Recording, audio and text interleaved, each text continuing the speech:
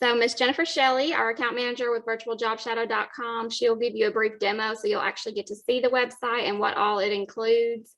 And then we'll turn it over to Ms. Ginger, our deputy director, to talk a little bit about how we hope to incorporate this with our manufacturing day events this year. And then Connie Stewart, our director of career services with our career service provider, will talk a little bit more about how you can connect your students with our services. So with that, let me turn it over to the PowerPoint.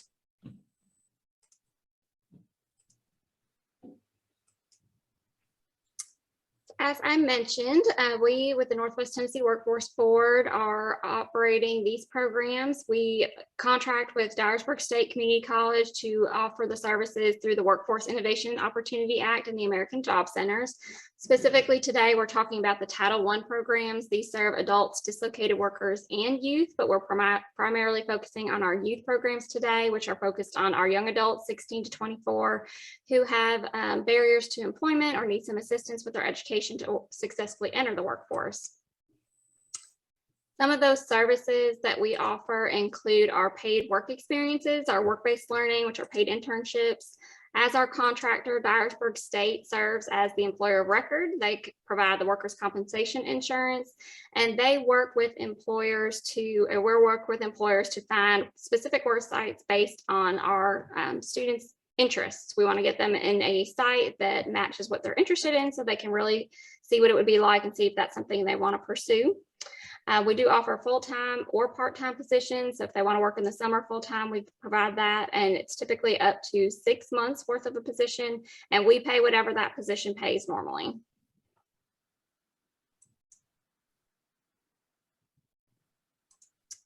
After graduation, we also offer scholarships for post-secondary training. This can be at community colleges, TCATs, universities for the last 2 years, or private providers. We offer $4,000 per year for up to 2 years after other federal and state financial aid. And it can be used to cover tuition, fees, books, supplies, uniforms, tools, basically anything that is required of that program. And then we also offer supportive services. So if we've got a participant that's in a paid internship, or if they're in school and they're receiving a scholarship, or whether even if they don't need a scholarship, we offer gas cards to help offset the cost of training or to traveling back and forth to training. We offer stipends for the National Career Readiness Certificate, and we provide the testing. And then if they're participating in a paid work experience or work-based learning, we also offer assistance with clothes, background checks, driver's licenses, anything that is required of them. And today we're really going to spend a lot more time on virtualjobshadow.com so you can hear what all that has got to offer. So I will turn it over to the other Jennifer, Miss Jennifer Shelley. Good morning, everybody. As Jennifer said, I am the account manager for Northwest Tennessee Workforce Board. I'm here as a resource for all of you. Hopefully we'll get my contact information out to everybody so you can utilize me via phone or email for assistance. Virtualjobshadow.com is a career and college readiness platform who at its core has unique video-based job exploration. So I'm going to turn off my camera and share my screen so I can show you some of the key elements of the platform.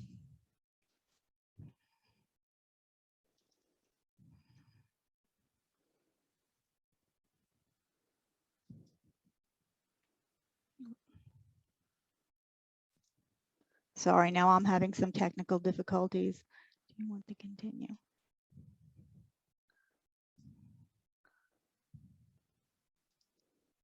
Okay, there we go. Can everybody see my screen here that says Jennifer Shelley? Okay, that is the dashboard page that you will land on once you log in. Across the top are our key tabs that take you to the different areas of the platform. Under our Careers tab is Career Central. As I mentioned, we have unique video-based job exploration. Our Career Central library, this seems to be moving a little slowly, sorry. There we go. Our Career Central library has over 400 career profiles, the majority of which are associated with job shadowing videos that we professionally produce ourselves. There are a bunch of different ways to search through that library using the search bar or some of the filters on the left, which help you sort of manage how many job and career profiles you're looking at one time. To search for a particular job, which I'll use as a sample to show you what this looks like a little bit, just going to look at, oops, first of all, you have to spell it correctly to find what you're looking for. Library. Oh, I did spell it correctly. It's just not coming up very quickly. Sorry about that. Let's see if I can find, let's look at the speech pathologist. This is a thumbnail of what the video looks like. There's some icons here. The eye icon will give you a summary of this particular career profile. You can click the heart to favorite this particular career profile and use the plus sign to click to add this particular video to your My Playlist. So right up here under the Careers tab, you would have a collection of your favorites. If I click on the video, oh, I'm definitely moving slowly here. Usually with my camera off, things are all right. Huh.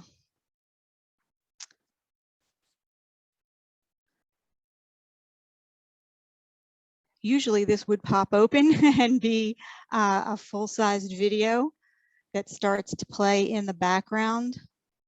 And I'm not sure what I can do about that to make that work. I haven't had this problem before.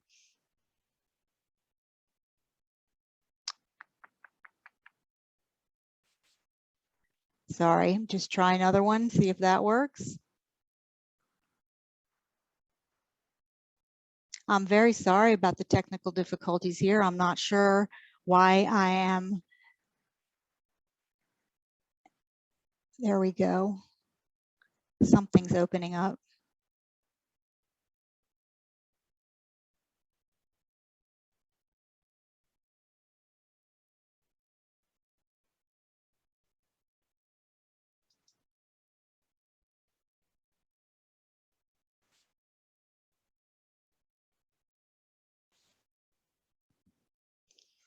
I'm really sorry about this.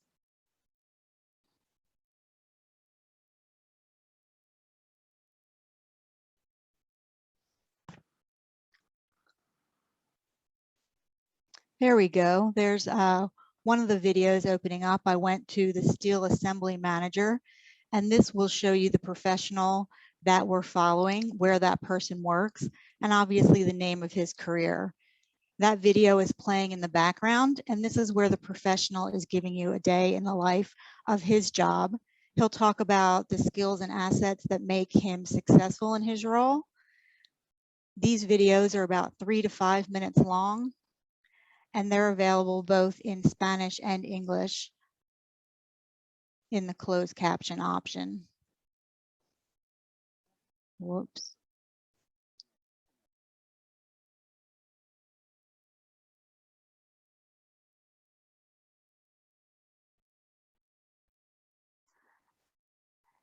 Below the main video, we have what we call our Q&A videos, and these are done in an interview style. So they'll ask sort of more personal questions. How did you choose the career you're in? What do you like best about your job? These videos are usually about 30 seconds to 2 minutes long. As I mentioned, the primary video is 3 to 5 minutes long. So we have about 10 minutes of video content that is available and associated with each career profile. When you open up the video, so a menu drops down here underneath our career profile heading, and these are additional documents so a student or user can learn even more about this career. There's a career description page, and I'm just going to quickly click through these. A required education page, an earnings page, future outlook page, so it takes a look at the growth of this particular career into the next 8 to 10 years. Additional links where you can go to professional association websites outside of virtualjobshadow.com, which dig a little deeper into the particular career.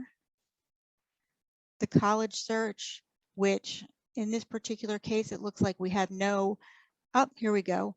This will utilize your particular state and drop down into showing you what schools in the local area provide that particular educational major or certification program to go into this particular career.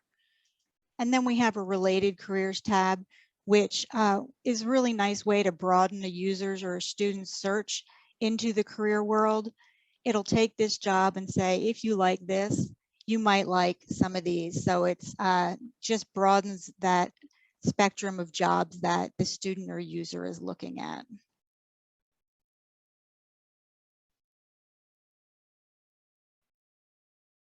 So that is the sort of the core, we call it the heart and soul of virtualjobshadow.com. It is those unique videos that we offer that provide that overall job exploration. Also in the careers drop down, we have our life skills videos. These are great little 2 to 3 minute videos on all sorts of topics. They're sort of not specific to a particular education level or a particular career goal. They are personal growth videos that even in just their 2 to 3 minutes really impart some great wisdom about things like diversity and inclusion, financial literacy, job preparation. So if we look at the job preparation collection, there's all sorts of things about how to put your resume and cover letter together, how to dress for success in your interview, do's and don'ts of a job interview. So they're really just great, as I said, educational videos that support a student or user moving forward with their life goals. We have a colleges search page, so you can search for a particular school.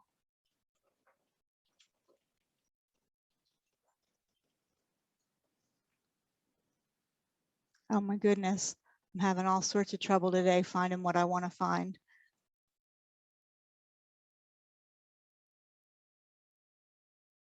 There we go. If we open up this particular school, first of all, just point out that you can click the heart here and favorite this particular school. If we open it up, we'll see all sorts of data and information, lots of graphics about the facts and figures pertaining to this school. We always have a link to the main website and a link to the financial aid department for that particular school. And right here is that My Colleges page. So if you favorite that particular school or any schools, it will keep your collection of my favorite colleges right there.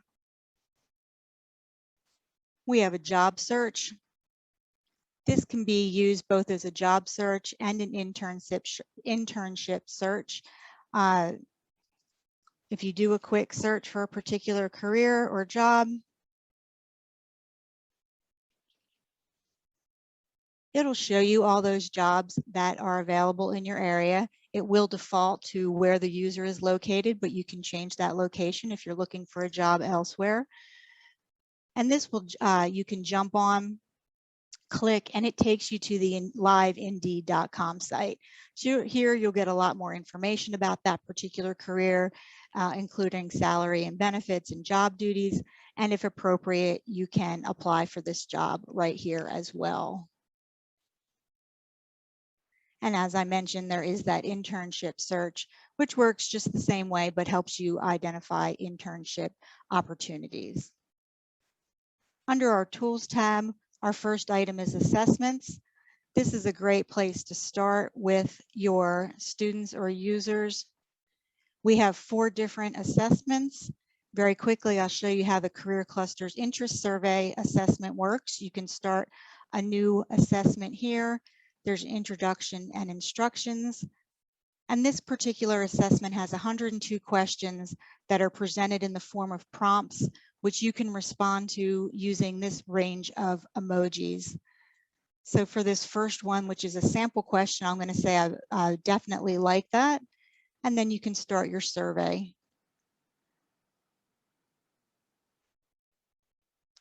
You would be able to start your survey if things were moving along as they usually do. There you go. Your prompts will come up and you can respond stating how much you particularly like or dislike that activity that's represented in the prompt. As soon as you submit your response to it, the next one pops up. So you can move through it very quickly, or obviously take your time, read everything clearly and respond thoughtfully. If you can't do the entire assessment in one sitting, you can save and quit and return to it later. It'll show you how much you completed, and you can continue when it's appropriate for you. Just quickly, I'll show you what the results page looks like. This is one I've completed earlier. And if you use that blue results rectangle, it does bring you to a page, your results page. This explains a little bit how it's scored. The more highly you align with a particular career cluster, the more likely you are to find jobs that are appropriate for you, again, in that career cluster. This becomes, all of the career clusters become live links, and clicking on that link will take you back to the Career Central Library within the Human Services Career Cluster, and this will be a collection of jobs across all sorts of industries that may be of interest to you based on the results of that particular survey. So that, as I mentioned, is a way that we really think is a great place to start with your students or users, especially those who don't really have any idea what sort of career they want to go into. This will help them identify a little bit more about themselves and how their likes and dislikes tie into particular careers. We also have a resume tool within the Tools tab. This will help a student or user create a perfectly aligned resume. Quite straightforward. If you open it up, there are fields that you complete and little tooltips for students or users who might not know exactly what should go into a particular field. That will give you an overview of what might be included. And there are some sample resumes, cover letters, job applications, and thank you letters here that will give students something to sort of just a hard copy of something to take a look at and see what they might put into their resume and how that might be aligned. Beneath the resume builder, there is also a cover letter builder, which works the same way.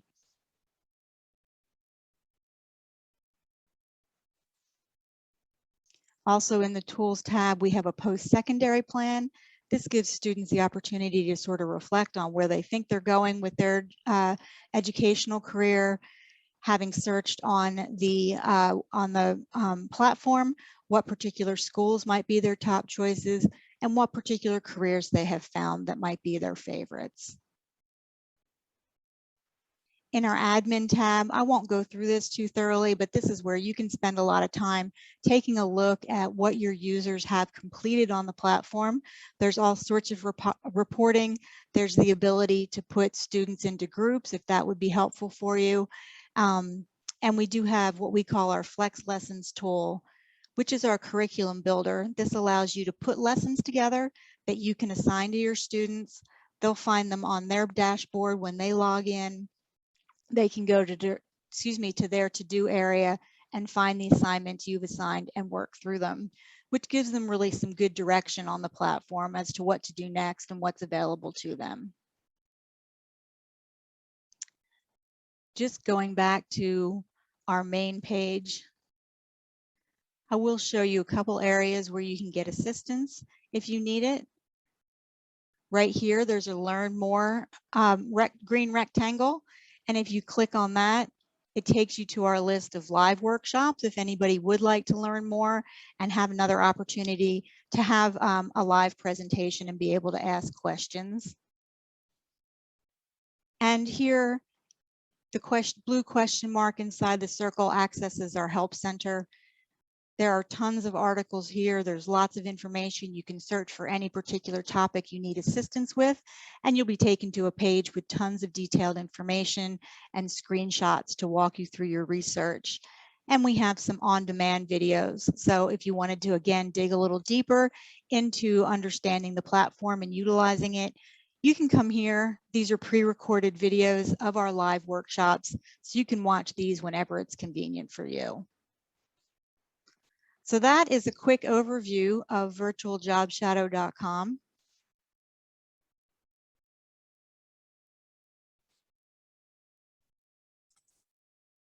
Thanks, Jennifer. We'll turn it over to Ginger, and then we'll open it up for some questions at the end. So you may get Super. some. Okay, I'll hang around. Thanks so much. Thank you. Let me share my screen again.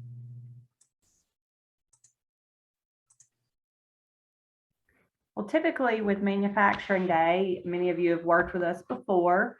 We like to have on-site tours at our manufacturing institutions throughout Northwest Tennessee, where we take students into the facilities and they get an opportunity to really take in all the sights and the smells and really just get super familiar with manufacturing. And that's upcoming. It's the first Friday in October every year, so we're getting geared up for Manufacturing Day.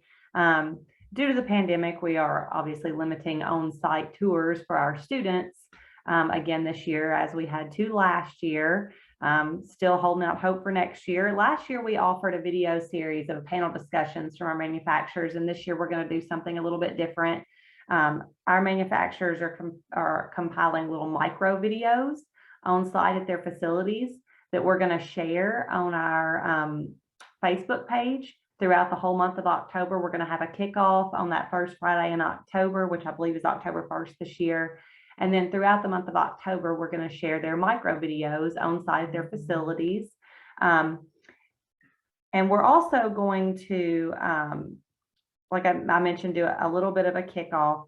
Once we show these videos, and we're hoping you will share them with your students, like I said, just a few minutes, 2 minutes, maybe 3 minutes at the most, I would think, for our micro videos.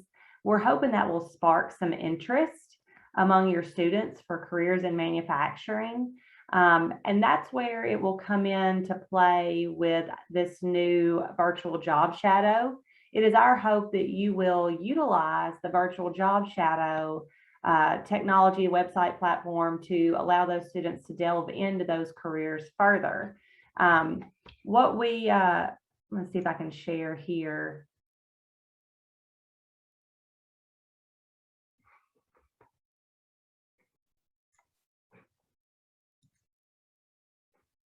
My screen. So I just pulled up under the clusters, the manufacturing cluster, and I just wanted you to be able to see here what's available to share with your students, and we can provide them a login. We have seats where they can log in and go through all of the things that Jennifer was showing you, where they can take the assessments and look at different schools and see the videos. But I just wanted to share with you some of the videos that were under the manufacturing cluster, so you can see the variety that's going to be available. So anything from an assembler to a machinist. You have your management level positions here, a continuous improvement manager, a director of improvement and quality, an extrusion operator, so more machine operator positions, heat treatment, manufacturing engineer, mechanical engineering and manufacturing. So you can see sheet metal worker, production manager, woodworker, boiler makers, tool and die makers. So it is very diverse. And so will our videos. They will be very diverse. We have everything in Northwest Tennessee that involves like welding to food manufacturing that's going to be showcased, to boat manufacturer. Like I said, it's just a very wide variety of careers in manufacturing throughout our 9 counties. And so I believe that these videos will serve as a complement very well to the micro videos that our manufacturers are making on site. So next best thing to going in and doing the on-site tours this year is we're going to have, like I said, the micro videos from the employers, and then you can follow up here. We could also provide you a login to where you could share these with your students on a screen in the class. So you could project some of these videos if there's certain specific careers in manufacturing that you would like to share with everyone in your class, or if you have shop classes specific to to manufacturing or machining or welding, these would be excellent videos to share. And there's also an overview that you can share as well. So that's kind of what we have planned for Manufacturing Day this year, and we'll be in contact with you about that. Like I said, we'll kick off in first week of October, and then we'll share our videos throughout the month. And Connie Stewart, she's going to speak with you next, but she will be providing your logins for the students to use or for you to use to share these videos with your class. Good morning. We would just like to go over a little bit of the eligibility criteria so that we can, and how you can refer your young people to us so that they can receive services.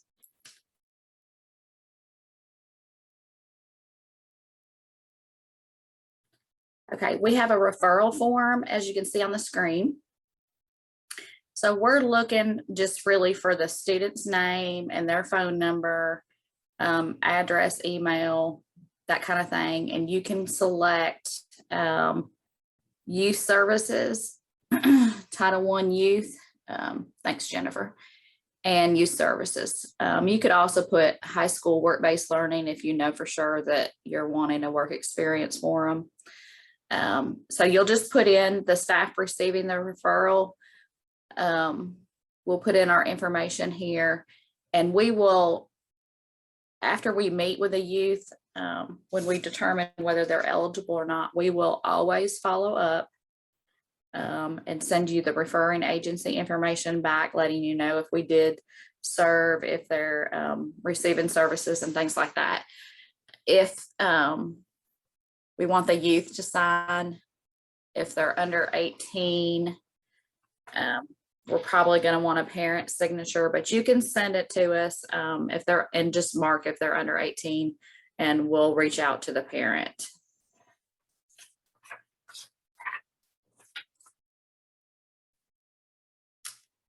Okay, this is a little hard to see on the screen, so I have a little cheat sheet in front of me so that I can look at. So because you're school officials, and some of you do know things about all the students that you're referring, and some of them you don't. So these are somewhat personal questions. You're not required to ask the youth themselves. You can just give them a copy of the form that we'll make available to you. And it has questions on there about, like, do they receive, does their family receive SNAP or TANF benefits in their home?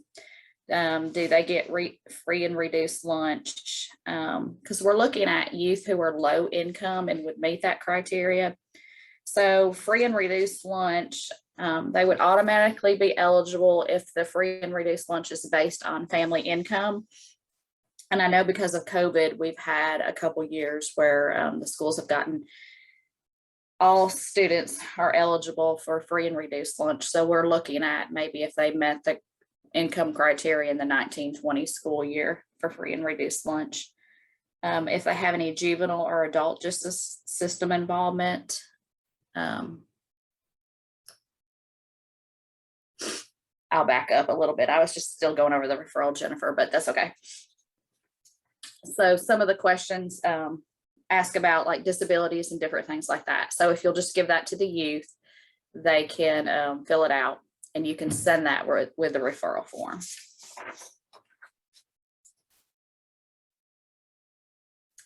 Okay, who are we looking for eligibility? We're looking at youth who are 16 to 21 years of age who are in school, and they must be, all of them must be considered low income. So they're receiving free reduced lunch, SNAP. Even if we have to look at income, we look at their income over the last 6 months, their total family income. So if you refer a youth who has a disability and their parents would be above income, we would look at that student's income solely by themselves. So most students haven't been working, and they would automatically qualify with a disability. And we're also looking for youth who are low income and have another barrier to employment.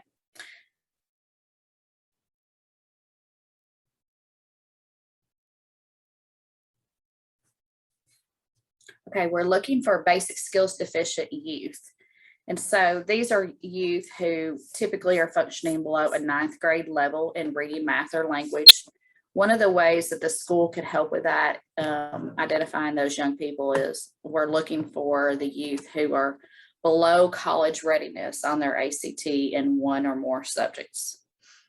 Youth who've been placed in foster care, who have aged out of foster care, or were placed in foster care for at least 6 months and were adopted or placed in kinship care.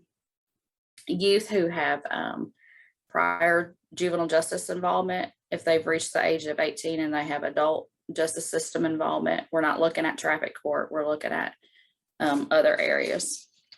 Youth who are pregnant and parenting, homeless, and I have found over the last couple of years that we serve more homeless youth than we ever thought that we would. And that's simply because sometimes the parents are not stable and youth are staying with a friend or another family member briefly. They're moving from residence to residence. So those would qualify as homeless. English language learners. Obviously the youth, if they did not speak English, but also if they're from a home where the predominant language is not English. So maybe mom and dad speak Spanish and the youth is fluent in English, but they're not. So they would qualify that way.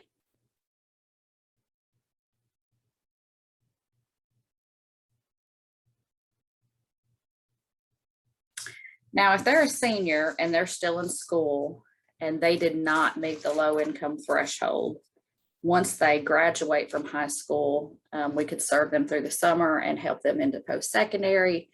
So we're going to go over the out of school youth criteria a little bit. So if a youth has dropped out of high school, and we know that we have several that get senioritis and they get all the way down to the wire and sometimes they don't make it and they have to go to summer school. So if they end up not going to summer school and they're dropped from the system, we definitely want to pick them up immediately. Youth who have not attended school in the most recent school calendar quarter. So I assume that would be somebody that was maybe had been suspended or expelled from school for whatever reason and they weren't in school. Recipient of a secondary school diploma and basic skills deficient or an English language learner. We already talked about those. Juvenile justice, homeless, parenting, pregnant parenting, and foster care. Those youth, or I always do this, Jennifer. Go back to the previous slide. Okay, these youth are a little bit different than the in-school youth. The in-school youth automatically have to be low income and they have to meet one of these criteria. If you're an out-of-school youth, you just have to meet this criteria and we don't consider your income at all.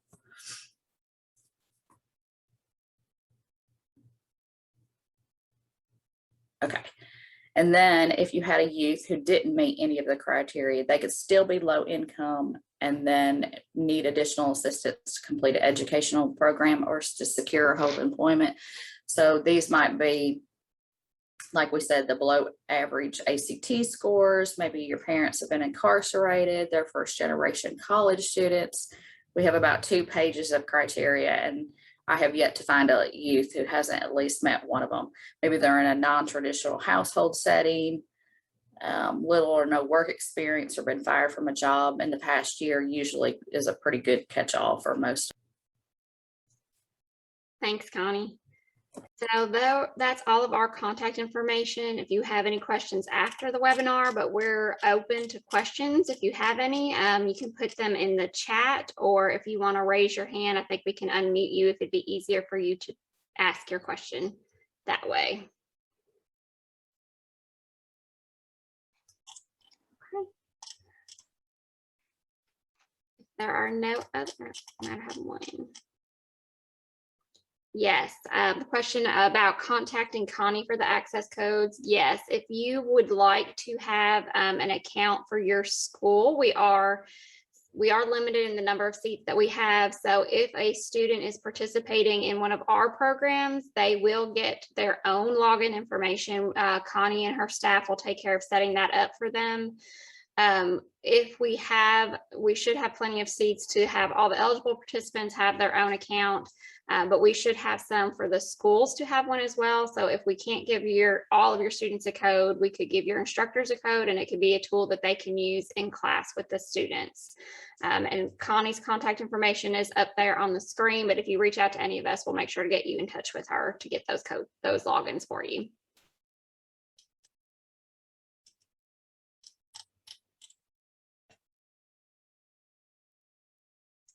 And I think we've got them all. We'll give it just another second if anybody else has anything.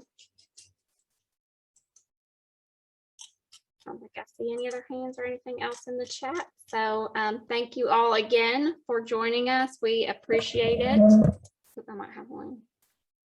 Will the webinar be available to view later? Yes, we will share the link. It'll be on our YouTube page. So we will share the link by email. So you will all have this to view later if you need to. Or if anybody in your school that wasn't able to join and you'd like to share it with them, please do so. And hopefully I'll hopefully get that out within the next couple of days. Shouldn't take too long. Thank you for having me, Jennifer. It's great to be a part of the meeting. Yes, thank you so much for showing us the tool. We greatly appreciate it. Sure. Thank you, everyone. I hope you all have a great day.